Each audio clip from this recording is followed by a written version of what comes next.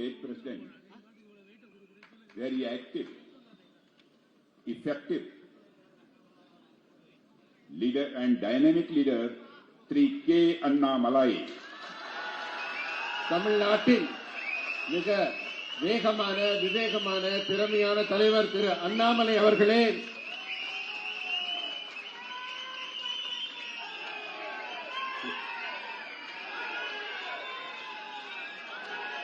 a very popular leader of the Karnataka. Very popular leader of the Karnataka. கர்நாடகத்திலும் மிக புகழ்மிக்கவர். And All India General Secretary of Bharatiya Janata Party, Sri C.T. Ravi. Thiru C.T. Ravi அவர்கள், Sri Vinod P. Shalvam, State Secretary Tamil Nadu BJP. Sri Dolphin P. Sridharan, State Vice President. Sri Karu Nagarajan, State Vice President. Sri A. Vera Subramaniam, District President, and Sri B.G. Mohan Raja, District President, and Sri Yam Raji. Anaivarukam Varakkam. My brothers and sisters, unfortunately, I can't speak in Tamil. சகோதர சகோதரிகளே, அனைவருக்கும் வணக்கம். Therefore, I will speak some sentences in English. Then after that, I will speak in Hindi, and that will be translated by my friend Sri Kant. Okay. நண்பர்களே, என்னால் உங்களுடன் தமிழில் பேச முடியவில்லை என்று வருந்துகிறேன். ஆகவே தொடக்கத்தில் ஆங்கிலத்திலும் பிறகு ஹிந்தியிலும் பேசுகிறேன். It is my pleasure to be in the city of Chennai, which is known for entrepreneurial spirit, rich culture, and a great heritage. உங்கள் முன் சென்னையில் இருப்பதற்கு நான் மிகுந்த மகிழ்ச்சியை தெரிவித்துக் கொள்கிறேன். இது மிகவும் உற்சாகமான சிறந்த பண்பாடு கலாச்சாரம் மிகுந்த நகரமாகும். As the defense minister of the country, I am proud to be in the land of the great warriors like Raj Raja Chola, Rajendra Chola, who are known for making exemplary contribution in strengthening India's military and naval capabilities. இந்திய அரசின் பாதுகாப்புத்துறை அமைச்சராக இந்த தமிழகம் ராஜராஜ சோழன், ராஜேந்திர சோழன் என்ற மாபெரும் சக்கரவர்த்திகள் அவர்கள் கடலை படையை மிக திறமையாக கையாண்டவர்கள், அவர்கள் பிறந்த பூமியில் இருப்பதை நான் பெருமையாக கருதுகிறேன். My brothers and sisters, I am always fascinated by the Tamil Nadu because it is the birthplace of Tamil language, which is one of the oldest and most beautiful language in the world. தமிழகம் திருவள்ளுவர் போன்ற மிகப்பெரிய கவிஞர்களையும் அறிஞர்களையும் கொண்ட பூமி. தமிழ் மொழி மிகவும் உலகிலேயே பழமையான மொழி. Tamil language is not only beautiful and ancient, but it is also the eldest sister of all Indian languages. Tamil மொழி மிகவும் அழகான மொழி மட்டுமல்ல, இந்தியாவில் இருக்க எல்லா மொழிக்கும் தாயான சகோதரியான மொழி தமிழ் மொழி. It is a wonderful feeling to be in this culturally rich and the divine land of the Tamil Nadu, the land of the Siddhars, Alvars, and Nayanmars. சித்தர்களும் ஆழ்வார்களும் நாயன்மார்களும் வாழ்ந்த இந்த புண்ணிய பூமியில் வருகை தந்திருப்பதை நான் மிகவும் பெருமையாக கருதுகிறேன். Tamil Nadu is the place where the great saint of India, Mahatma Thiruvalluvar, was born, who gave us knowledge in the form of Thirukul. Thirukkural என்ற ஒப்பற்ற நூலை எழுதிய திருவள்ளுவர் பிறந்த மிகவும் சிறந்த தமிழகத்திற்கு நான் இப்போது வந்திருக்கிறேன். Thirukkural acts as a guiding light for all of us. Even the decisions taken by the NDA government under the Prime Minister Narendra Modi have been inspired by the ideals professed by Thirukkural. திருக்குறளில் இருக்க சிறந்த கருத்துக்கள் வெறும் பாடல் வரிகளாக மட்டுமல்ல, நம்ம NDA கவர்மெண்ட்ல மாண்புமிகு நரேந்திர மோடி அவர்கள் மிக முக்கியமான முடிவுகளை எடுப்பதற்கு வழிகாட்டும் நூலாக திருக்குறள் இருக்கிறது. My brothers and sisters, when I was coming here, I wanted to speak more in Tamil language, but I would like to apologize for not able to speak in your beautiful and divine Tamil language. Therefore, I will deliver my speech, my mother tongue Hindi. My speech later on will be translated by Sri Kant ji. நண்பர்களே, நான் மிக அழகான தொன்மையான இந்த தமிழ் மொழியில உங்க முன்னாடி பேசணும்னு தான் விருப்பப்படுறேன். ஆனா எனக்கு மொழி தெரியாத காரணத்தினால என்னுடைய தாய்மொழியான ஹிந்தியில என் பேச தொடர இருக்கிறேன். அது உங்களுக்கு தமிழில் மொழிபெயர்த்து சொல்லப்படும். मेरे बहनों भाइयों, आज जब पूरे देश में तमिलनाडु की चर्चा होती है तो सेंगोल शब्द का हमें सबसे पहले स्मरण हो आता है। एक महीने पहले तमिलनाडु के बाहर शायद ही कोई सेंगोल शब्द से परिचित था, मगर जब से प्रधानमंत्री श्री नरेंद्र मोदी ने नए संसद भवन में न्याय और स्वतंत्रता के प्रतीक सेंगोल को स्थापित किया, इस देश का हर नागरिक सेंगोल के बारे में जानने लगा। நண்பர்களே, தமிழகத்தின் பன்மையான பழமையான செங்கோல் என்ற சொல் தமிழ்நாட்டுக்கு மட்டும்தான் தெரிஞ்சிருந்தது. ஆனா எப்ப நம்ம பாரத பிரதமர் நரேந்திர மோடி அவர்கள் நாடாளுமன்றத்தின் மைய மண்டபத்தில் செங்கோலை நிறுவினாரோ, மொத்த இந்தியாவில் இருக்க ஒவ்வொரு நபருக்கும் தமிழகத்தின் பெருமையான செங்கோல் தெரிய வந்திருக்கிறது. नए संसद भवन में अधिनियम और राजा जी की प्रेरणा से सेंगोल की नई पार्लियामेंट बिल्डिंग में स्थापना भारत में एक नए युग की शुरुआत है। தமிழகத்துல மட்டுமே அறிந்திருந்த அந்த செங்கோலை நம்ம பாரத பிரதமர் நாடாளுமன்றத்துல எப்ப நிறுவனாரோ அப்பவே ஒரு புதிய வரலாறு தமிழகத்தின் பெருமைக்காக எழுதப்பட்டிருக்கிறது. ब्रदर्स एंड सिस्टर्स, भारत की टेम्पल ऑफ डेमोक्रेसी में सेंगोल की स्थापना करके हमारे प्राइम मिनिस्टर ने तमिल कल्चर का ऑनर और भारत के कल्चरल नेशनलिज्म में तमिलनाडु के कंट्रीब्यूशन को एक्नॉलेज किया है। इसलिए मैं आप सभी से निवेदन करूंगा, एक बार तालियां बजाकर एक ग्रेटिट्यूड अपने प्राइम मिनिस्टर के बारे में एक्सप्रेस किया जाना चाहिए। தமிழகத்தின் பெருமையை ஜனநாயகத்தின் கோவிலான நாடாளுமன்ற மைய மண்டபத்தில் நிறுவி தமிழுக்கு பெருமை சேர்த்த நம்ம பாரத பிரதமருக்கு நன்றி சொல்லும் வகையில அனைவரும் கை தட்டி நமது நன்றியை தெரிவிப்போம். உங்க கைகளை உயர்த்தி கை தட்டுங்கள். मेरे ब्रदर्स एंड सिस्टर्स, आज भारत आजादी के अमृत काल में नए संकल्पों के साथ प्रवेश कर रहा है। स्वतंत्रता के बाद 75 ईयर्स में भारत ने काफी प्रोग्रेस की है, मगर जिस स्पीड और स्केल पर भारत का डेवलपमेंट करने की जरूरत थी, उस पर आजादी के बाद अधिकांश सरकारों ने जो काम करना चाहिए था नहीं किया। சுதந்திரம் அடைந்து 75 ஆண்டுகள்ல பல முன்னேற்றங்கள் நடந்து கொண்டே இருந்தது. ஆனால் எந்த வேகத்தில் நடந்திருக்குமோ, எந்த இலக்கை நோக்கி நடந்திருக்க வேண்டுமோ அந்த வகையில் நடக்காமல் மிகவும் மந்தமாக சுதந்திர காலத்திலிருந்து 75 ஆண்டுகள் மிகவும் வளர்ச்சி விகிதம் மிக குறைவாக இருந்தது. मेरे ब्रदर्स एंड सिस्टर्स, पूरे वर्ल्ड में अब भारत का स्टेचर बढ़ा हुआ है, भारत का कद बढ़ा है। पहले भारत यदि इंटरनेशनल फोरम पर कुछ बोलता था तो सारी दुनिया भारत की बातों को गंभीरता पूर्वक नहीं लेती थी, लेकिन आज इंटरनेशनल फोरम पर भारत कुछ बोलता है तो सारी दुनिया कान खोलकर सुनती है कि भारत बोल क्या रहा है। यह हैसियत भारत की सारी दुनिया में बनी है। சுதந்திரம் அடைஞ்ச காலத்திலிருந்து உலக நாடுகள் மத்தியில இந்தியாவிற்கு மிகப்பெரிய உயரமோ மதிப்போ கிடைக்கவில்லை. ஆனால் எங்க போய் பேசினாலும் இந்தியாவோட குரலுக்கு யாருமே செவிசாய்க்காமல் இருந்தார்கள். ஆனா இன்றைக்கு இந்தியா என்ன சொல்ல போகிறது என்று உலக நாடுகள் அத்தனையும் காத்து கொண்டிருக்கிறது. அப்படி ஒரு ஆட்சியை நமது பாரத பிரதமர் வழங்கிக் கொண்டிருக்கிறார். मगर जब से केंद्र में प्रधानमंत्री श्री नरेंद्र मोदी जी बने हैं, भारत की तस्वीर दुनिया के नजरों में बदली हुई नजर आती है। लोग भारत को अब कमजोर भारत नहीं मानते हैं, बल्कि भारत को एक दुनिया का ताकतवर देश मानते हैं। लोग यह मानते हैं कि भारत के अंदर वह ताकत है कि भारत दुनिया के किसी देश को छेड़ता नहीं है, लेकिन यदि भारत को कोई छेड़ता है तो भारत उसे छोड़ता नहीं है। நண்பர்களே, உலக நாடுகள் மத்தியில இந்தியாவிற்கு குரலுக்கு மிகப்பெரிய மதிப்பும் மரியாதையும் பெருகிக் கொண்டே வருகிறது. இந்தியா என்ன முடிவு எடுக்க போகிறது, இந்தியா எந்த இலக்கை நோக்கி நகரப் போகிறது என்று எல்லோரும் நம்மை பார்த்துக் கொண்டிருக்கிறார்கள். இந்தியாவும் அத்தகைய பொறுப்புடன் தன்னுடைய ஒவ்வொரு நடவடிக்கையும் எடுத்துக் கொண்டிருக்கிறது.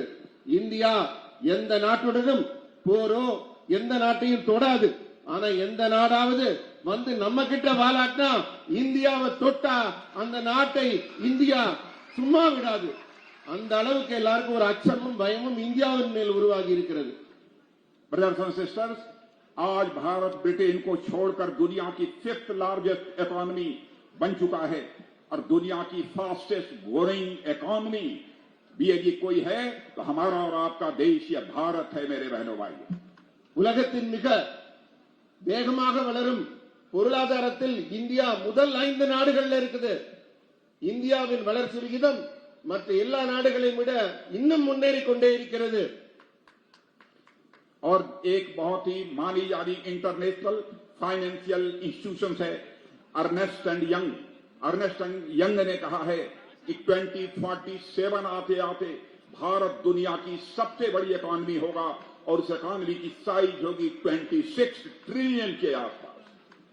2047 இந்தியா உலகின் முதல் தரமான பொருளாதாரத்தின் உச்சத்தில் வளர்ச்சி அடைந்த நாடாக இருக்கும் என்று அர்னெஸ்ட் யங் என்ற ஒரு பொருளாதார நிபுணர் கூறியிருக்கிறார். और पर कैपिटा इनकम होगी 12 to 15 lakh per capita income. இந்தியாவின் தனிநபர் வருமானம் மிக உயரமாக இப்போது வளர்ந்து கொண்டிருக்கிறது.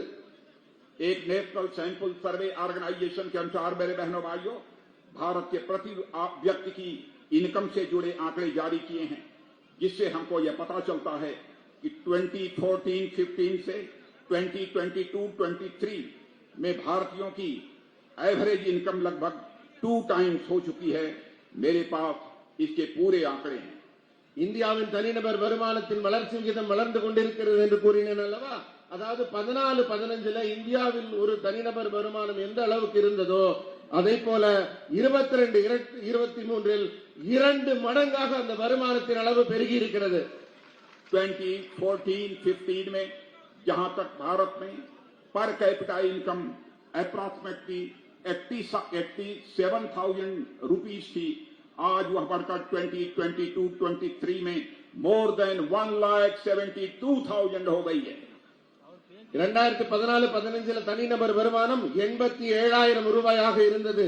22-23 அந்த பர் கேபிட்டா இன்கம் தனிநபர் வருமானம் வளர்ச்சி அடைந்து 1,72,000 ரூபாயாக உயர்ந்திருக்கிறது. भारत में यह प्रॉस्पेरिटी बढ़ी है तो उसका श्रेय यदि किसी को दिया जाना चाहिए तो हमारे प्राइम मिनिस्टर नरेंद्र मोदी की लीडरशिप को दिया जाना चाहिए। इधर क्राइसिस के पीरियड में भी जिस तरीके से उन्होंने इकोनॉमिक मैनेजमेंट इस भारत में किया है उसकी सराहना आज पूरे वर्ल्ड में की जा रही है। இதற்கான மொத்த பொறுப்பும் பெருமையும் கிடைப்பது நம்ம பாரத பிரதமர் திரு நரேந்திர மோடி அவர்களின் செயலுக்கு தான்.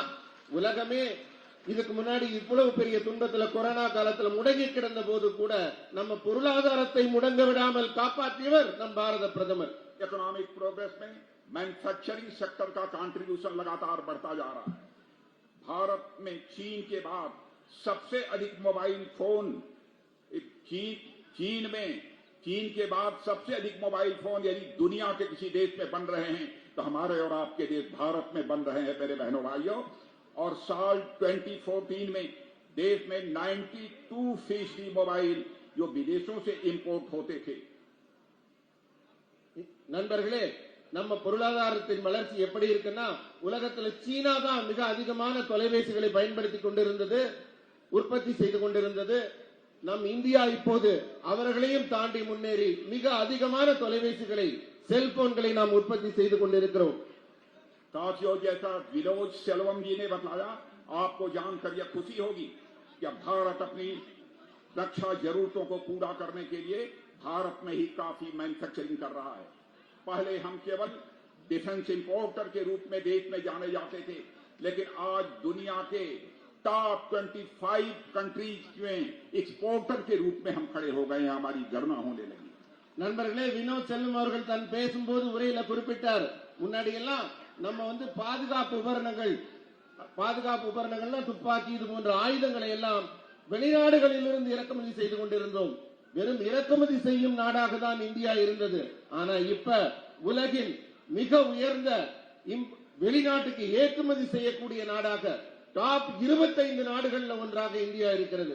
पहले छोटे मोटे डिफेंस इक्विपमेंट हमको दुनिया के दूसरे देशों से इंपोर्ट करने पड़ते थे, लेकिन आज भारत में बन रहे हैं सारे वह डिफेंस इक्विपमेंट और भारतवासियों के हाथ से बन रहे हैं और केवल भारत के लिए नहीं बन रहे हैं बल्कि सारी दुनिया के लिए बन रहे हैं।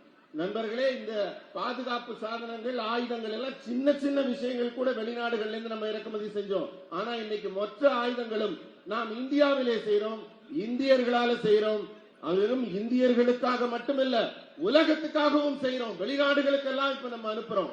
पहले हम 2013-14 में केवल 900 करोड़ का एक्सपोर्ट करते थे, लेकिन आज 23-24 में मेरे बहनों भाइयों हम मोर देन 16,000 करोड़ का एक्सपोर्ट कर रहे हैं।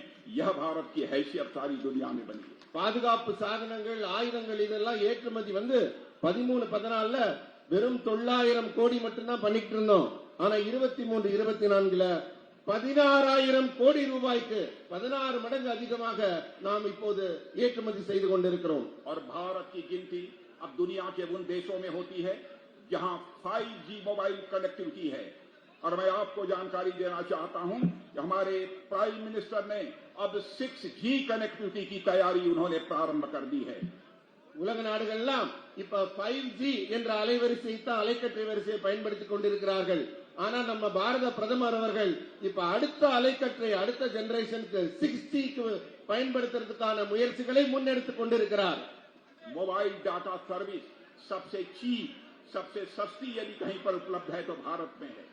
साल 2014 में यानी 2014 में यहां देश में ब्रॉडबैंड कनेक्टिविटी केवल 20% थी, वह आज बढ़कर 80% हो गई। நண்பர்களே, மொபைல் போன் பயன்பாட்டுல டேட்டா பயன்படுத்துறோம் இல்லையா, அது மிக குறைந்த விலையில கிடைக்கிறது இந்தியால மட்டும்தான். மற்ற நாடுகள்லாம் அதற்கு அதிக கட்டணம் செலுத்த வேண்டியிருக்கும். இந்த டேட்டா பயன்பாட்டுல 2014 காலகட்டத்தில் நம்ம வெறும் 20% தான் பயன்படுத்திக்கிட்டு இருந்தோம். இப்ப 80% பேர் செல்பேசி அலைக்கற்றையில டேட்டா பயன்பாடுகள் பயன்படுத்துகிறார்கள். सिर्फ मई 2023 यानी एक महीने में 4.3 लाख करोड़ वैल्यूज के 900 करोड़ से अधिक का यूपीआई ट्रांजैक्शन भारत में हुआ है, जो कि दुनिया के किसी देश में नहीं हुआ है। நண்பர்களே, இப்ப எல்லாரும் காசு எடுத்துட்டு போய் செலவு பண்றது இல்ல, அவங்க செல்போன்லயே அப்படியே யூபிஐ மூலமாக செலவு பண்றோம். இந்த வளர்ச்சி இந்தியாவில் மட்டும் இருப்பதில்லை, உலக நாடுகளோடு ஒப்பிட்டு பார்க்கும்போது பார்த்தால் 4.3 லட்சம் கோடி டிரான்சாக்சன்கள், அதாவது பண பரிமாற்றங்கள் நடந்து கொண்டிருக்கின்றன. राजीव गांधी जब भारत के प्राइम मिनिस्टर थे तो वह कहा करते थे, क्या करूं? उन्होंने अपनी मजबूरी जाहिर की थी कि मैं यदि दिल्ली से 100 पैसा भेजता हूं तो नीचे लोगों की जेबों में, उनकी पॉकेट में केवल 14-15 पैसा पहुंच पाता है। 65 पैसा वह करप्शन की भेंट चढ़ जाता है। लेकिन मोदी जी ने आकर डायरेक्ट बेनिफिट ट्रांसफर सिस्टम के माध्यम से वह करिश्मा कर दिखाया कि यदि आज दिल्ली के बैंक से 100 पैसा चलता है तो 100 का 100 पैसा आपकी जेब में पहुंचता है। बहनों भाइयों, ராஜீவ் காந்தி அவர்கள் ஒரு முறை குறிப்பிட்டிருந்தாரு, மத்திய அரசு மக்கள் நலனுக்காக ஒரு 100 ரூபாய் கொடுத்தால் மக்கள் கைகளில் அது கிடைக்கும் போது வெறும் 14 ரூபாயோ 15 ரூபாயோ தான் கிடைக்குது. 35-40 ரூபாய் ஊழல்வாதிகளால் எடுக்கப்பட்டு விடுகிறது, மற்றதெல்லாம் கரைஞ்சு போயிடுது அப்படின்னு கவலைப்பட்டாரு. ஆனால் நம் பாரத பிரதமர் மோடி அவர்கள் ஆட்சியில் டெல்லியில் இருந்து 100 ரூபாய் கொடுத்தாங்கன்னா முழுசா மொத்தமா உங்க கணக்குல வந்து விழுகுது. केवल स्पीच देकर करप्शन को मिनिमाइज नहीं किया जा सकता। करप्शन को यदि मिनिमाइज करना है, करप्शन को यदि रूट आउट करना है तो सिस्टम में बदलाव लाना पड़ेगा मेरे बहनों भाइयों, और वही काम हमारे प्राइम मिनिस्टर ने किया। ஊழலை ஒழிக்க வேண்டும் என்றால் வெறும் பேசிக்கிட்டே இருந்தா ஊழல் ஒழிஞ்சு போகாது. அதற்கான அணுகுமுறை, அதற்கான செயல் திட்டம், அதற்கான வழிமுறைகளை மாற்ற வேண்டும். அந்த சிறப்பான செயலைத்தான் நம் பாரத பிரதமர் அவர்கள் முன்னெடுத்திருக்கிறார். இன்றைக்கு ஊழல் இல்லாமல் உங்கள் பைகளுக்கும் கைகளுக்கும் பணம் கிடைக்கிறது. तमिलनाडु में गवर्नमेंट के करप्शन की चर्चा सारे हिंदुस्तान में होती है। मैं आपको एश्योर करना चाहता हूं, एक बार तमिलनाडु में clear majority Bharatiya Janata party को दे दीजिए, हम यहां से करप्शन को उठा फेंकेंगे। चाहे भले ही कोई हमारी पार्टी का क्यों न हो, यदि करप्शन में इंडल्ज होगा तो उसका स्थान, उसका घर नहीं होगा, बल्कि गवर्नमेंट की जेल होगी। मेरे बहनों भाइयों, मैं आपको यकीन दिलाकर जाना चाहता हूं। நண்பர்களே, நான் ஒரு முக்கியமான செய்தியை சொல்கிறேன். தமிழ்நாட்டில் இருக்க ஆட்சி எந்த அளவுக்கு ஊழல் செய்து கொண்டிருக்கிறது என்பது இந்தியா மொத்தமும் தெரிய வருகிறது. அவ்வளவு மோசமான ஊழல் ஆட்சி தற்போது நடந்து கொண்டிருக்கிறது. உங்களை எல்லாம் கேட்கிறேன், ஒரே ஒரு முறை பாரதிய ஜனதா கட்சிக்கு ஆட்சி கட்டிலில் இருக்கும் ஒரு வாய்ப்பை தந்து பாருங்கள். ஊழல் இல்லாத ஆட்சி எப்படி தமிழகத்தில் இருக்கும் என்பதை நாங்கள் நிரூபித்து காட்டுகிறோம். அப்படி ஒருவர் ஊழல் செய்திருந்தார் என்றால் அவர் இருக்கும் இடம் அரசு கட்டிலில் இருக்காது, அது ஜெயில தான் இருக்கும். पहले जब कांग्रेस गवर्नमेंट थी तो 10 to 20 किलोमीटर रोड्स हाईवे प्रतिदिन बनती थी, पर डे बनती थी। लेकिन जब से हमारी गवर्नमेंट आई है 37 to 40 kilometre road per day बनती है इस भारत के अंदर। சுதந்திரம் பெற்ற காலத்திலிருந்து காங்கிரஸ் ஆட்சி நடந்து கொண்டிருந்தது. அப்ப ஒரு நாளைக்கு இந்தியா முழுவதும் போடப்பட்ட சாலைகளோட நீளம் 10 to 12 கிலோமீட்டர் தூரம் தான். ஆனா நாம இந்த 9 ஆண்டு காலத்துல இதோட வேகத்தை எவ்வளவு அதிகப்படுத்திக் கொண்டிருக்கிறோம் என்றால் ஒரு நாளைக்கு 37 to 40 கிலோமீட்டர் தூரத்திற்கு நாம் தினமும் சாலை அமைத்துக் கொண்டிருக்கிறோம். आप भारत में हमारी गवर्नमेंट के प्रोग्रेस को देखना चाहते हैं। पहले यहां पर भारत में केवल 74 एयरपोर्ट थे जब मोदी जी प्राइम मिनिस्टर बने थे। लेकिन प्राइम मिनिस्टर बनने के 9 इयर्स के बाद मेरे बहनों भाइयों जस्ट डबल यानी 148 एयरपोर्ट हमारे इस देश में बन गए। நண்பர்களே, சுதந்திரம் பெற்ற காலத்திலிருந்து இந்தியால வெறும் 74 ஏர்போர்ட் தான் இருந்தது, விமான நிலையம். ஆனா இந்த 9 ஆண்டுகள்ல நாம இன்னொரு 74 விமான நிலையங்களை உருவாக்கி தற்போது 148 விமான நிலையங்கள் இந்தியாவில் இருக்கிறது. मेट्रो रेल के मामले में जो जापान बहुत आगे माना जाता था, आज भारत ने जापान को भी मेट्रो रेल के मामले में पीछे छोड़ दिया है। जिस स्केल और जिस स्पीड से मोदी जी काम कर रहे हैं बहनों भाइयों, मैं दावे के साथ कह सकता हूं कि वह स्केल और स्पीड दुनिया के किसी नेता में देखने को नहीं मिलती है। மெட்ரோ ரயில் பாத்தீங்கன்னா உலகமே என்னத்த உதாரணமா சொல்லுவாங்க, ஜப்பான பாருங்க. ஆனா இந்தியால இருக்க மெட்ரோ ரயில் சேவை ஜப்பானையே பின்னுக்கு தள்ளிடுச்சு. நம்ம பாரத பிரதமர் மோடி அவர்கள் அவர் போற வேகம், அவர் போகிற இலக்கு, அவர் போடுகிற திட்டங்கள்ல உலகத்துல நான் உங்களுக்கு உறுதியாக சொல்றேன், உலக நாடுகள்ல எந்த நாட்டிலையும் இது போன்ற ஒரு தலைவர் இல்லை. मोदी जी की गवर्नमेंट ने health care scheme Ayushman Bharat प्रारंभ किया है। 5 लाख रुपए तक का हेल्थ इंश्योरेंस की सुविधा इस भारत के मोर देन 10 करोड़ लोगों को प्राप्त हुई है। दुनिया में कहीं भी इस प्रकार की हेल्थ केयर स्कीम देखने को नहीं मिलेगी जो भारत में। நண்பர்களே, நம்ம பாரத பிரதமர் அவர்கள் உருவாக்கின திட்டத்திலேயே மனித நேயத்தோடு உருவாக்கின ஒரு உயர்ந்த திட்டம் நம்ம ஹெல்த் கேர் ஸ்கீம்ல நமக்கு பாதுகாப்பு கொடுக்கிறது. இப்ப மருத்துவமனையில போய் நம்ம எடுத்தோம்னா இன்சூரன்ஸ் வசதியோட இதுவரைக்கும் 10 லட்சம் மக்கள் பயனடைஞ்சிருக்காங்க. 15 லட்சம் ரூபாய் வரைக்கும் நமக்கு பாதுகாப்பு கொடுக்கிறது இந்த திட்டத்தின் மூலமாக. இது போன்ற திட்டம் உலகத்தில் எங்குமே இல்லை. आप यह करिश्मा देखिए, 2014 में जब प्राइम मिनिस्टर मोदी जी बने थे उस समय हमारे देश में एम्स का नंबर केवल 7 था, लेकिन आज वह बढ़कर 9 वर्षों के अंदर 22 हो गया है। பாரத பிரதமர் அவர்கள் ஆட்சி கட்டில் அமர்ந்த 2014ல மொத்த இந்தியால 7 எய்ம்ஸ் தான் இருந்தது. இந்த 9 ஆண்டுகள்ல அந்த எண்ணிக்கை உயர்ந்து 22 எய்ம்ஸ் இருக்கிறது. सारी दुनिया कोविड पैंडेमिक से प्रभावित थी, तमिलनाडु भी उससे छूटा नहीं था। भारत में वैक्सीन नहीं बनता था, लेकिन उस समय हमारे प्राइम मिनिस्टर का स्ट्रांग विल पावर था कि भारत में वैक्सीन बनना प्रारंभ हुआ। और भारत दुनिया का अकेला देश है जहां पर हर सिटीजन को कम से कम वैक्सीन की 2 डोजेज लग चुकी हैं।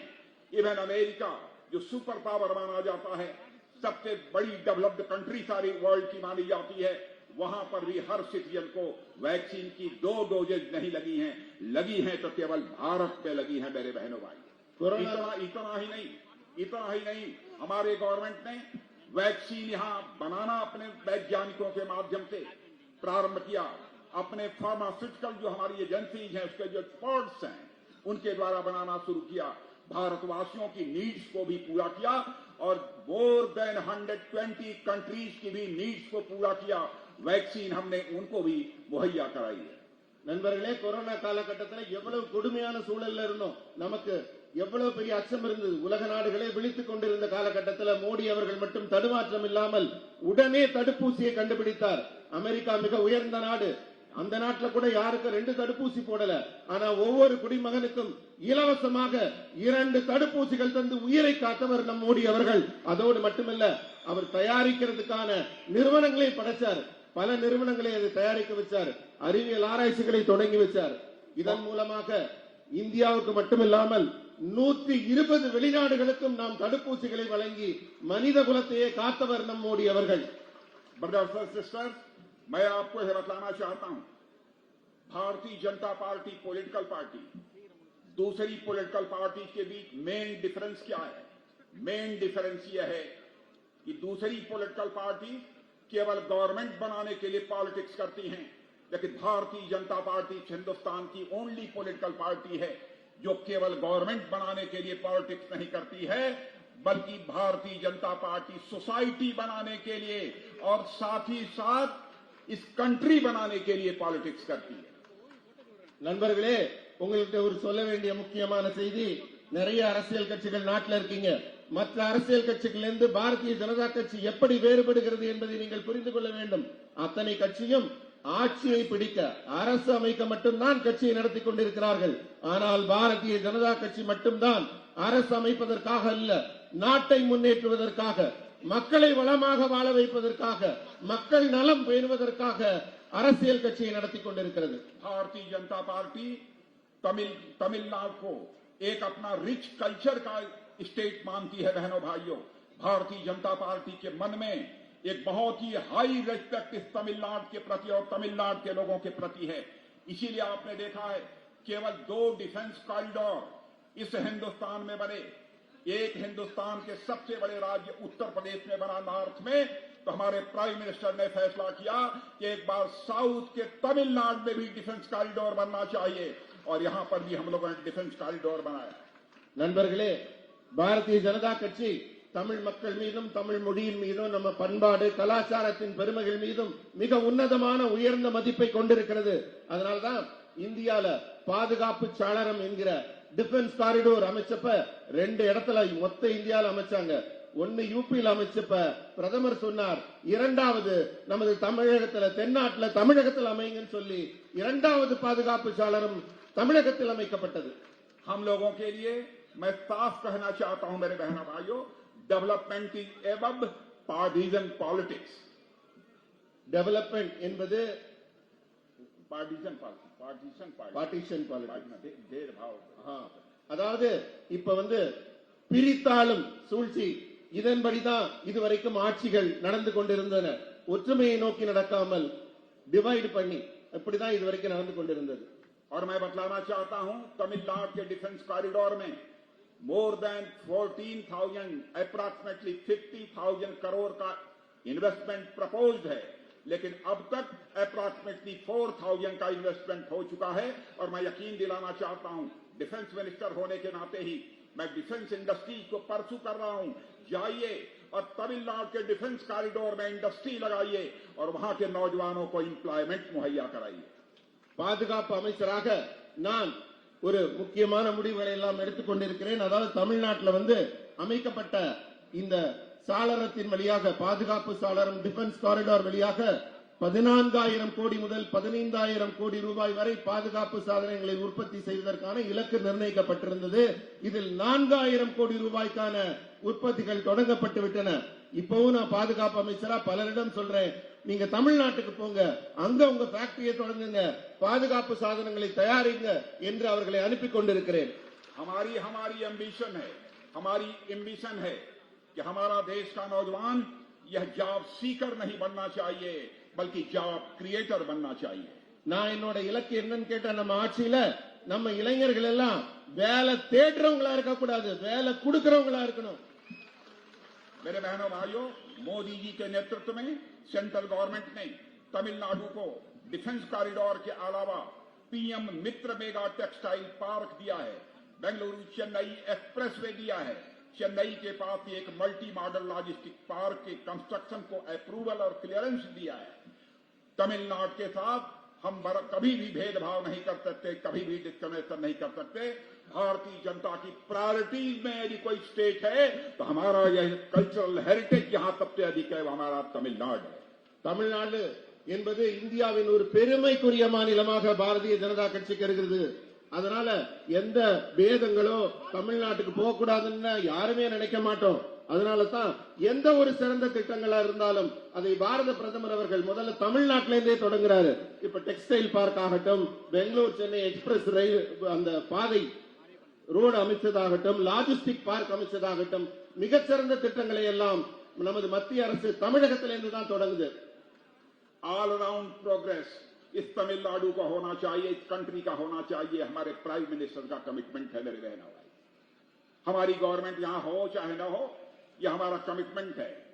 फुल्ली डेडिकेट होकर हम इस तमिलनाडु का प्रोग्रेस करेंगे, मैं आपको यकीन दिलाकर जाना चाहता हूं। நண்பர்களே, நம் பாரத பிரதமரோட ஆசை என்னன்னு கேட்டா, தமிழ்நாடு ஒட்டுமொத்தமாக முன்னேற வேண்டும். ஆல் ரவுண்ட் புரோகிரஸ், தமிழ்நாட்டுக்கு ஒட்டுமொத்த முன்னேற்றம் வர வேண்டும் என்று ஒரு இலக்காக நிர்ணயித்துக் கொண்டுதான் அவர் செயல்பட்டுக் கொண்டிருக்கிறார். मैं कहना चाहता हूं, 9 इयर्स की अपनी गवर्नमेंट के रहते हुए हम लोगों ने क्लियर इंटेंशन से काम किया है। कोई हमारी पॉलिसीज पर डिबेट कर सकता है, लेकिन मेरे इंटेंशन पर कोई क्वेश्चन मार्क नहीं लगा सकता है मेरे बहनों भाइयों। मेरे गवर्नमेंट के ऊपर के इंटेंशन पर कोई क्वेश्चन मार्क नहीं लगा सकता। 9 ஆண்டு காலமாக தமிழகத்துக்கு நாம கொண்டு வந்திருக்க பல்வேறு நலத்திட்டங்களை எல்லாம் பார்த்த யார் வேணா சொல்லுவாங்க. அதை செயல்படுத்திய விதத்தில் வேணா கொஞ்சம் முன்ன பின்ன குறைகள் காண்பவர்கள் இருப்பார்கள். ஆனால் எங்களுடைய இதயம் சுத்தமாக இருக்கிறது. சிறப்பாக செய்ய வேண்டும் என்ற எண்ணத்தில் யாருமே குறை சொல்ல முடியாது. और देखिए, हमारी सरकार ने इस कंट्री को कितना स्ट्रांग बनाया है। आपने देखा होगा रशिया और यूक्रेन के बीच वार चल रहा है, और उस दौरान हमारे Indian students more than 25,000 Ukraine में फंसे हुए थे, और उनके सारे फादर मदर, उनके गार्जियंस जो भारत में थे, वह डिमांड कर रहे थे, मोदी जी यूक्रेन से हमारे बच्चों को ले आइए, चाहे जैसे ले आइए, लेकिन वहां से ले आइए। दुनिया का कोई देश जो काम नहीं कर पाया वह मोदी जी ने करके दिखा दिया मेरे बहनों भाइयों। उन्होंने रशिया के प्रेसिडेंट पुतिन से भी बात की, यूक्रेन के प्रेसिडेंट जेलेंस्की से भी बात की, और साथ ही साथ अमेरिका के प्रेसिडेंट मिस्टर जो बाइडेन से भी बात की। 4.5 आवर्स के लिए वार रुक गया, और 22,000 हमारे बच्चे यूक्रेन से चलकर भारत आ गए। यह है भारत की ताकत। இந்தியா எவ்வளவு வலிமை மிகுந்த நாடாக இருக்கிறது என்பதற்கு ஒரு உதாரணத்தை உங்களுக்கு சொல்ல விரும்புகிறேன். இந்தியாவுடைய பெருமை அப்போதுதான் நீங்கள் உணர்ந்து கொள்ள முடியும்.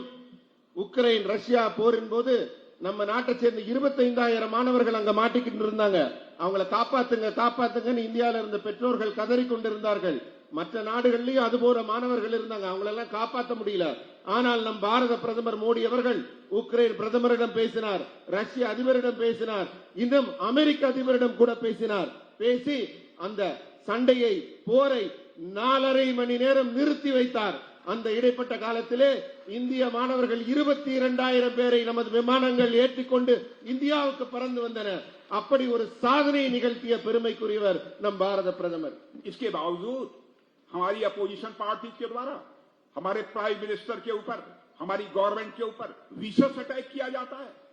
और यहां के चीफ मिनिस्टर मेरे दोस्त हैं, मेरे फ्रेंड हैं, सीएम स्टालिन साहब डेमोक्रेसी को कमजोर करने की बात करते हैं, और इन्वेस्टिगेटिंग एजेंसी के काम पर भी क्वेश्चन मार्क लगाते हैं, और पीएम मोदी को बदनाम करने की कोशिश करते हैं।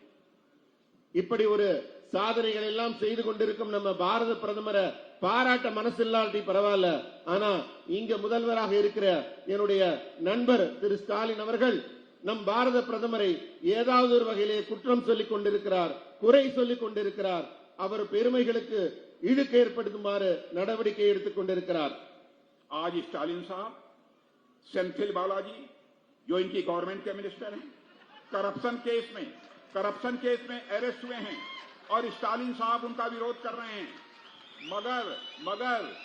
मगर जब बालाजी एआईडीएमके के थे, तो स्टालिन साहब ने उन्हें करप्ट बताते हुए उनको तुरंत अरेस्ट करने की डिमांड की थी। अब जब उनकी डिमांड पूरी हो गई तो अब उसे यह पॉलिटिकल वेंडेटा बता रहे हैं। This is duplicity of character is unacceptable.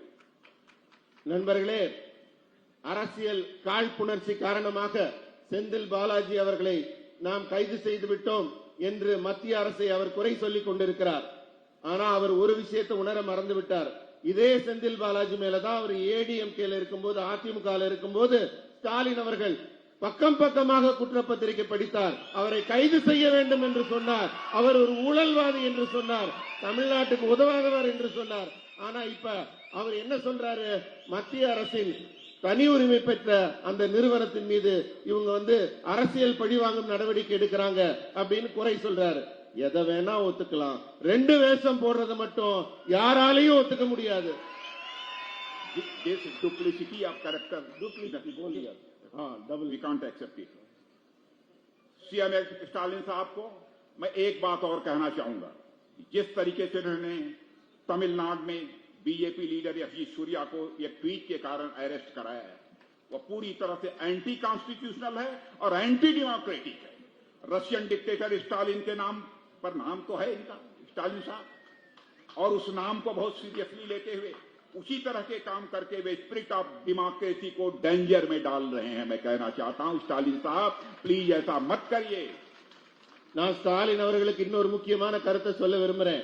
சமூக வலைதளத்திலே தன்னுடைய கருத்தை வெளியிட்ட எங்களுடைய தோழர் திரு எஸ்.டி. சூர்யா அவர்களை இப்போது கைது செய்திருக்கிறீர்கள். எதுக்காக அப்படி செஞ்சிருக்கீங்க? स्टालिन साहब, मैं आपसे कहना चाहूंगा कि तमिलनाडु में डेमोक्रेसी सर्वाइव भी करे, डेमोक्रेसी थ्राइव भी करे, इसके लिए सभी पॉलिटिकल पार्टीज को पॉजिटिव रोल प्ले करना चाहिए. यह मैं आपसे अपील करना चाहता हूं, सारी पॉलिटिकल पार्टी से अपील करना चाहता हूं.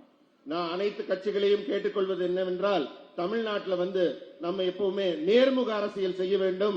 இது மாதிரி பழிவாங்கும் நடவடிக்கை எல்லாம் எடுக்கக்கூடாது. ஸ்டாலின் என்ற பெயர் ரஷ்ய சர்வாதிகாரியோட பேரு. அந்த சர்வாதிகார நடவடிக்கையை நீங்க எடுத்து இது போன்ற பழிவாங்கும் நடவடிக்கைகள் எடுக்காம எல்லா அரசியல் கட்சியும் கேட்டுக்கிறேன், நேர்மறையான அரசியல் செய்ய வேண்டும். तमिलनाडु में बीजेपी का एआईएडीएमके के साथ अलायंस है, मेरे बहनों भाइयों आप अच्छी तरह जानते हैं, और पिछले कुछ वर्षों में से यह अलायंस हमारा बना हुआ है. We value our alliance partners because NDA is not our compulsion but is a commitment. நம்ம தமிழகத்திலே நாம் அதிமுகவுடன் கூட்டணியில் இருக்கிறோம். எப்பவுமே கூட்டணி தர்மத்தின்படி நாம் கூட்டணி கட்சியின் மீது மிகுந்த மரியாதையும் அவர்கள் கூடிய அங்கீகாரத்தையும் கொடுப்பதற்கு எப்போதும் தயாராக இருக்கிறோம். मेरे बहनों भाइयों, हम भूल नहीं सकते जब एनडीए की सरकार बनी थी अटल बिहारी वाजपेयी जी की लीडरशिप में, तो उस समय यहां की तमिलनाडु की डॉटर, तमिलनाडु की बेटी पुरुतचेरी थलवी जया अम्मा ने ही साथ दिया था. बहनों भाइयों, इसलिए हम उसको भूल नहीं सकते. தமிழர்களே, நாம் எப்பவுமே நன்றி மறக்க மாட்டோம். ஏன்னா நம்ம என்டிஏ அரசு வாஜ்பாய் அவர்கள் தலைமையிலே மத்தியில் அமைந்த போது நமக்கு உறுதுணையாக இருந்து ஆதரவு கொடுத்தவர் தமிழ் பெண், நம்முடைய மரியாதைக்குரிய அதிமுகவின் தலைவி செல்வி ஜெயலலிதா அவர்கள். तमिलनाडु की पॉलिसी में उनका बहुत बड़ा कंट्रीब्यूशन है. गरीबों के लिए काम करना, उनको डिग्निफाइड लाइफ देना, यह हमारी जया अम्मा का मेन ऑब्जेक्टिव था. அந்த அதிமுகவின் தலைவியாக இருந்த அவர் மீது தமிழகம் பெரிய மதிப்பும் மரியாதையும் வைத்திருந்தது. நாமும் அவர்கள் மீது மிகுந்த மதிப்புடன் இருக்கிறோம். ஏழைகளுக்கும் பெண்கள் முன்னேற்றத்திற்கும் அவர் அரும்பாடுபட்டவர். उसी तर्ज पर मोदी जी ने भी सोसाइटी के वीकर सेक्शन को एम्पावर करने की अपनी तरफ से भरपूर कोशिश की है. அதே போலத்தான் ஏழைகள் முன்னேறுவதற்காக நம் பாரத பிரதமர் திரு மோடி அவர்களும் பெரும் பங்காற்றிக் கொண்டிருக்கிறார். जैसे तमिलनाडु के साथ अटल बिहारी वाजपेयी जी पर्सनल रिलेशनशिप रखते थे, वैसे ही हमारे मोदी जी भी तमिलनाडु के साथ एक पर्सनल रिलेशनशिप रखते हैं. इसकी झलक उनके काम में दिखती है. श्रीलंका में तमिल रिफ्यूजीज के एम्पावरमेंट के लिए वह लगातार कोशिश कर रहे हैं. நண்பர்களே, எப்படி வாஜ்பாய் அவர்கள் தமிழ் மக்கள் மீது மிகுந்த அன்பும் பாசமும் கொண்டிருந்தாரோ, அதே போல நம் பாரத பிரதமர் அவர்களும் தமிழர்கள் மீது மிகுந்த அன்பும் பாசமும் கொண்டிருக்கிறார்கள். இதை நீங்க உணர்ந்துக்கலாம். எப்படின்னா, இலங்கையில் வாழும் தமிழர்கள் கூட நலமாக இருக்க வேண்டும் என்று அவர்கள் நலனுக்காக நேரில் சென்று நடவடிக்கை எடுத்தவர் நம் பாரத பிரதமர் திரு மோடி அவர்கள். 2015 में जब प्रधानमंत्री बनने के बाद मोदी जी श्रीलंका गए थे, तो उन्होंने जाफना एरिया का भी श्रीलंका में उन्होंने दौरा किया था. और वह ऐसा करने वाले भारत के पहले प्रधानमंत्री बने भाइयों। अब करीब 27,000 तमिल ब्रदर्स एंड सिस्टर को न्यू हाउस दिए जो वहां के सिविल वार के चलते होमलेस हो गए थे। நண்பர்களே 2015 நம்ம பாரத பிரதமர் மோடி அவர்கள் ஸ்ரீலங்கால ஜாஃப்னாங்கிற இடத்துக்கு போனார். இதுக்கு முன்னாடி எந்த இந்திய பிரதமரும் அங்க போனதில்ல. அங்க நடந்த உள்நாட்டு கலவரத்தால தமிழர்கள் அதிகம் பாதிக்கப்பட்டு தமது வீடு நிலங்கள் எல்லாத்தையும் இழந்திருந்தாங்க. அதை பார்த்த உடனேயே அங்க இருக்கும் தமிழர்களுக்கு 27,000 வீடுகளை உடனே கட்டி கொடுத்தவர் நம் பாரத பிரதமர் அவர்கள். Our government under the leadership of Prime Minister Narendra Modi is committed to ensuring that Tamil refugees in Sri Lanka live with peace, equality and dignity. இலங்கையில் வாழும் தமிழர்கள் அவர்களுக்குரிய அரசியல் சாசன உரிமையோடும் அமைதியோடும் மகிழ்ச்சியோடும் வாழ்வதற்கு என்னென்ன நடவடிக்கை எடுக்க வேண்டுமோ அதையெல்லாம் தொடர்ந்து நமது பாரத பிரதமர் அவர்கள் எடுத்துக் கொண்டிருக்கிறார். तमिलनाडु में लाखों की संख्या में फिशरमैन रहते हैं और कांग्रेस की सरकारों के समय न जाने कितने फिशरमैन श्रीलंका द्वारा अरेस्ट किए गए। कई बार तो उनको अपनी जिंदगी भी गंवानी पड़ी, उनकी मौत हुई। मगर पहली बार देश में ऐसी सरकार आई है कि श्रीलंका के साथ अच्छे डिप्लोमेटिक रिलेशंस को फिशरमैन कम्युनिटी को रिलीफ देने में यूज कर रही है. நண்பர்களே, அடிக்கடி நம்ம செய்தியில பார்த்துக்கிட்டே இருந்தோம். இலங்கை கடற்படையால இந்திய மீனவர்கள் லட்சக்கணக்கான மீனவர்கள் இருக்காங்க. அவங்க இலங்கை கடற்படையால சுடப்பட்டாங்க, கைது செய்யப்பட்டாங்க, பறிமுதல் செய்யப்பட்டது அவங்க படகுகள் எல்லாம். இது காங்கிரஸ் திமுக ஆட்சியில தினம் தினம் தினம் நடந்து கொண்டே இருந்தது. ஆனால் நம் பாரத பிரதமர் மோடி அவர்கள் ஆட்சி பொறுப்பு ஏற்றவுடன் ஸ்ரீலங்காவுடன் அருமையான ஒரு ராஜாங்க உறவு ஏற்படுத்தப்பட்டு இப்பெல்லாம் அந்த மாதிரி செய்தி வருதா? மீனவர்கள் எவ்வளவு பாதுகாப்புடன் இருக்கிறார்கள். और बहनों भाइयों, जहां तक मेरी इंफॉर्मेशन है, करीब 1600 से अधिक इंडियन फिशरमैन श्रीलंका सरकार की कस्टडी से रिलीज कराए गए हैं और इनमें सबसे ज्यादा लोग इसी तमिलनाडु के हैं। 300 से अधिक फिशरमैन बोट्स भी छुड़ाई गई. நண்பர்களே, சமீபத்தில் கூட எல்லை மீறி சென்றிருந்த மீனவர்கள் என்ற குற்றச்சாட்டின் பேர்ல 1600 மீனவர்கள் அங்கு கைது செய்யப்பட்டிருந்தாங்க. அவங்க அத்தனை பேரும், அதுல பெரும்பாலானவர்கள் தமிழர்கள், அத்தனை பேரும் விடுதலை செய்யப்பட்டு விட்டார்கள். 300க்கும் அதிகமான படகுகளும் விடுதலை செய்யப்பட்டது. और मैं कॉन्फिडेंस के साथ कहना चाहता हूं, मेरे तमिलनाडु के brothers and sister, Bharatiya Janata party से हिंदुस्तान की द ओनली पार्टी जो कि सबसे क्रेडिबल पॉलिटिकल पार्टी है, हमारे कहने और करने में कोई अंतर नहीं होता है, हमारे वर्ड्स और डीड्स में कोई अंतर नहीं है. दूसरी पॉलिटिकल पार्टी कहती कुछ है और करती कुछ है. पॉलिटिकल पार्टीज और पॉलिटिकल लीडर्स की वर्ड्स और डीड्स, इन दोनों के बीच अंतर होने के कारण ही भारत की पॉलिटिक्स में क्राइसिस ऑफ क्रेडिबिलिटी बढ़ी है, विश्वसनीयता का संकट बढ़ा है. भारत की पॉलिटिक्स में पैदा हुए इस क्राइसिस ऑफ क्रेडिबिलिटी को यानी चैलेंज के रूप में किसी पॉलिटिकल पार्टी ने एक्सेप्ट किया है तो भारतीय जनता पार्टी ने एक्सेप्ट किया है. நண்பர்களே, தமிழகத்தின் சகோதர சகோதரிகளே, நீங்கெல்லாம் ஒரு வித்தியாசத்தை பாரதிய ஜனதா கட்சியில புரிஞ்சுக்கணும். பாரதிய ஜனதா கட்சி நேர்மையாக செயல்படும் கட்சி. எதை சொல்கிறோமோ அதை கண்டிப்பாக செய்து முடிக்கும் கட்சி. தமிழகத்திலேயோ இந்தியாவிலேயோ இருக்க மற்ற கட்சிகள் எல்லாம் அவர்கள் சொல்லுக்கும் செயலுக்கும் சம்பந்தமே இருக்காது. அவங்க நடவடிக்கைகள் மாறுபாடாகவும் வேறுபாடாகவும் இருக்கும். ஆனால் பாரதிய ஜனதா கட்சி மட்டும்தான் அந்த நம்பிக்கைக்குரியவராக மக்களின் நம்பிக்கையை பெற்று சொல்வதை கண்டிப்பாக செய்கிறது. அதனாலதான் வெறும் இந்தியால மட்டுமல்ல, உலக நாடுகளும் இந்தியாவை இப்போது நம்ப தொடங்கி இருக்கிறது. हमने कहा था कि आर्टिकल 370 को समाप्त करेंगे और जम्मू कश्मीर का भी वही स्टेटस होगा जो हिंदुस्तान के दूसरी स्टेट्स का होगा. और आपने देखा कि पार्लियामेंट में मेजॉरिटी मिलते ही चुटकी बजाकर हम लोगों ने आर्टिकल 370 को समाप्त कर दिया और आज जम्मू कश्मीर स्टेट का भी वही दर्जा है जो कि हिंदुस्तान के अन्य राज्यों का दर्जा है.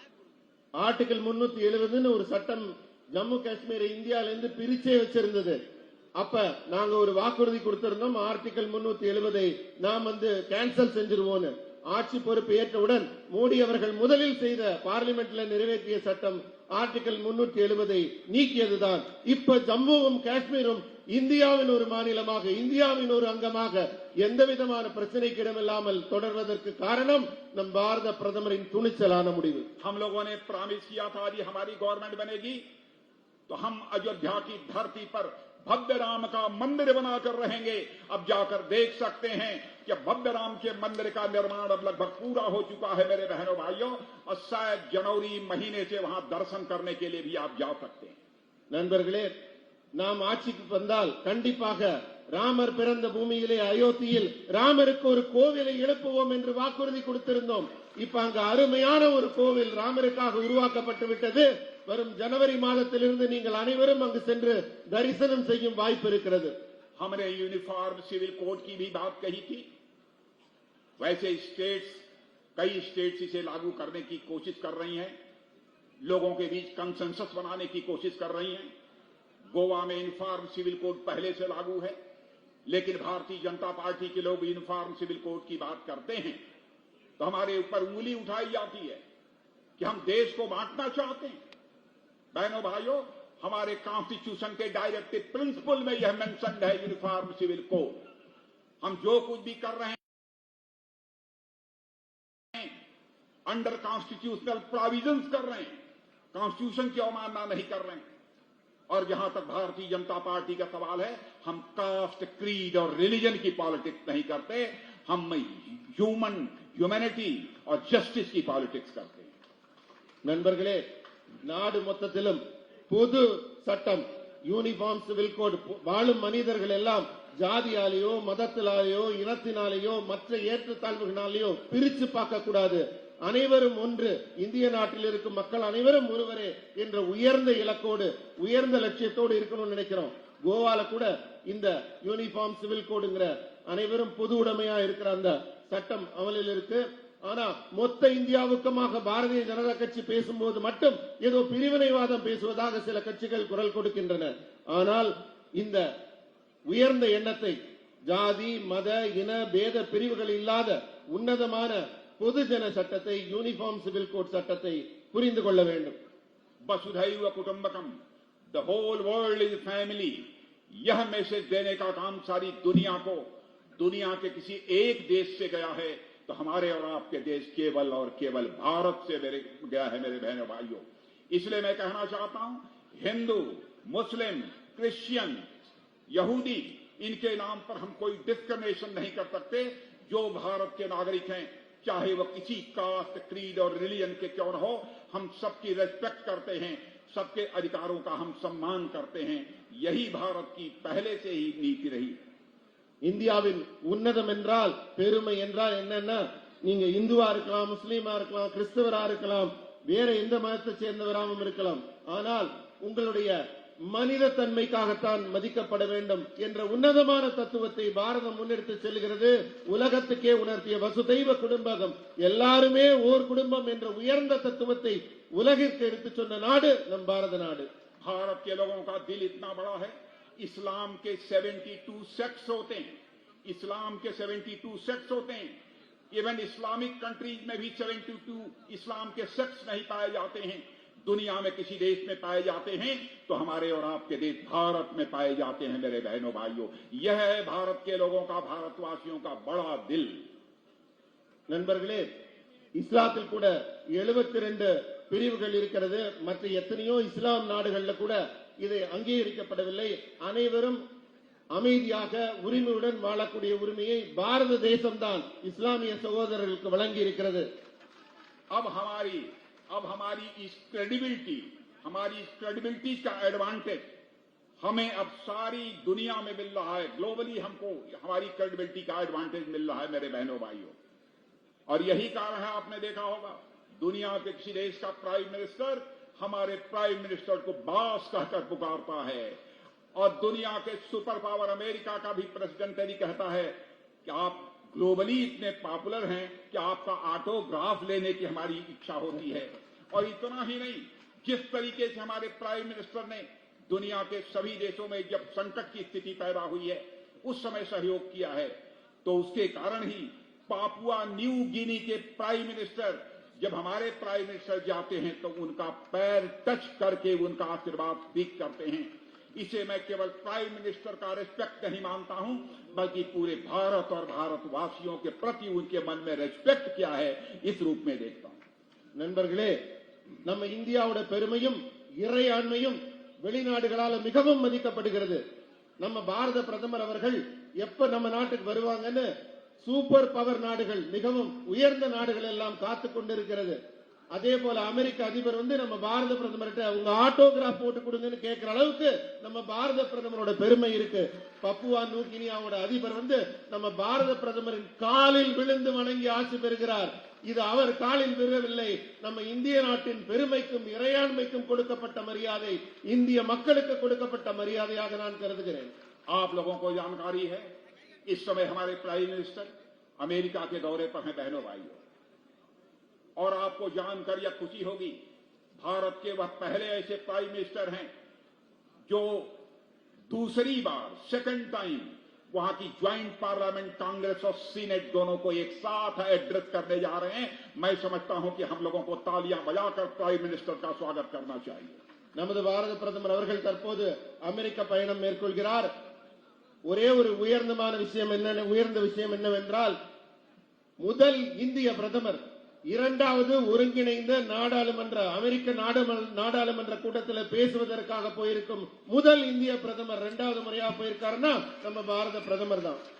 और वहीं पर यूनाइटेड नेशन के पास अब हमारे प्राइम मिनिस्टर योगा करेंगे 21 जून को, 21 जून को करेंगे. आप सभी जानते हैं 21 जून यह इंटरनेशनल योगा डे है जो दुनिया के लगभग अधिकांश देशों के द्वारा मनाया जाता है. मैंने भी फैसला किया है कि हमारे भारत के रहने वाले लोगों के हाथों से जो INS विक्रांत बना है एयरक्राफ्ट कैरियर, कल मैं उसी एयरक्राफ्ट कैरियर पर बैठकर योगा करूंगा. मेरे बहनों भाइयों, நண்பர்களே, நம்ம பாரத பிரதமர் அவர்கள் ஐக்கிய நாடுகள் சபையில 21ஆம் தேதி ஜூன் அன்றைக்கு இன்டர்நேஷனல் யோகா டே, உலக யோகா தினத்தை கொண்டாட இருக்கிறார். உலக நாடுகள் மத்தியில இந்தியாவின் யோகாவின் பெருமையை உயர்த்தி பிடிக்க இருக்கிறார். நானும் முடிவு செய்திருக்கிறேன், நம்ம அன்றைக்கு உலக யோகா தினத்தின் போது இந்திய நாட்டின் பாதுகாப்பை உறுதி செய்யும் INS விக்ராந்த் கப்பலில், விமானம் தாங்கி கப்பல்ல நானும் இருந்து உலக யோகா தினத்தை கொண்டாட இருக்கிறேன். लास्ट बट नॉट लीस्ट, अंतिम लेकिन कम नहीं, आज मैं आपसे एक अपील करने आया हूं मेरे बहने भाई. अन्नामलाई, अन्नामलाई, अन्नामलाई, अन्नामलाई. நண்பர்களே, உங்ககிட்ட प्लीज प्लीज अन्नामलाई, अन्नामलाई. इस पर हमारे भारतीय जनता पार्टी के स्टेट प्रेसिडेंट हैं. நண்பர்களே, உங்கள்கிட்ட இறுதியாக, मैं लंबे समय से पॉलिटिक्स कर रहा हूं, मैं व्यक्तियों को पहचानता हूं, और अन्नामलाई को देखने के बाद मैं कह सकता हूं कि बहनों भाइयों, आपका अन्नामलाई केवल तमिलनाडु का ही लीडर नहीं बनेगा, बल्कि यह पूरे भारत का लीडर बन सकता है. मेरे बहनों भाइयों, आप सभी का सपोर्ट इस अन्नामलाई को प्राप्त होना चाहिए. நண்பர்களே, அண்ணாமலை அண்ணாமலை அண்ணாமலை அவர்களை பற்றி நான் ஒரு குறிப்பு சொல்கிறேன். நான் பல ஆண்டுகளாக அரசியல்ல இருக்கேன். ஒருத்தரை பார்த்த உடனே அவரை பத்தி என்னால சொல்ல முடியும். நான் அண்ணாமலை அவர்களை பார்த்து சொல்கிறேன், அவர் உங்க தமிழ்நாட்டுக்கு மட்டும் தலைவர் இல்ல, மொத்த இந்தியாவிற்குமான தலைவராக அவர் உருவாகி கொண்டிருக்கிறார். जिस तरीके से Annamalai under the leadership of the prime minister Narendra Modi यह काम कर रहे हैं बहनों भाइयों, और उनकी पॉलिसीज को इंप्लीमेंट कराने के लिए बराबर संघर्ष कर रहे हैं, उसकी जितनी भी सराहना की जाए, उसको जितना भी प्रेज किया जाए वह कम है. நண்பர்களே, பாரத பிரதமர் அவரின் கட்டளைக்கிணங்க அவரிடும் கட்டளைகளையும் இங்கே அவர் தமிழகத்தில் செயல்படுத்தியும் வேகத்தையும் அந்த செயல்முறையும் பார்க்கும்போது அவரை எவ்வளவு பாராட்டினாலும் தகும் உங்கள் தமிழக மாநில தலைவரை. ब्रदर्स एंड सिस्टर्स, आप सबको मैं धन्यवाद देना चाहता हूं. बहुत ही पेशेंटली आपने हमको सुना है, जबकि मैंने हिंदी में बोला है, फिर भी आपने सुना है. तो मैं एक बार अपना शीश झुकाकर आप सभी लोगों के प्रति आभार व्यक्त करता हूं, अपना ग्रेटिट्यूड एक्सप्रेस करता हूं. சகோதர சகோதரிகளே, ரொம்ப பொறுமையா அமர்ந்து என்னுடைய உரையை கேட்டீங்க. இத்தனைக்கும் நான் ஹிந்தியில பேசினேன். இருந்தாலும் நீங்கள் இவ்வளவு ஆர்வமாக பொறுமையாக என் உரையை கேட்டீர்கள். தலை வணங்கி உங்கள் அனைவருக்கும் என் நன்றிகளை தெரிவித்துக் கொள்கிறேன். और अपनी बात मैं समाप्त करता हूं.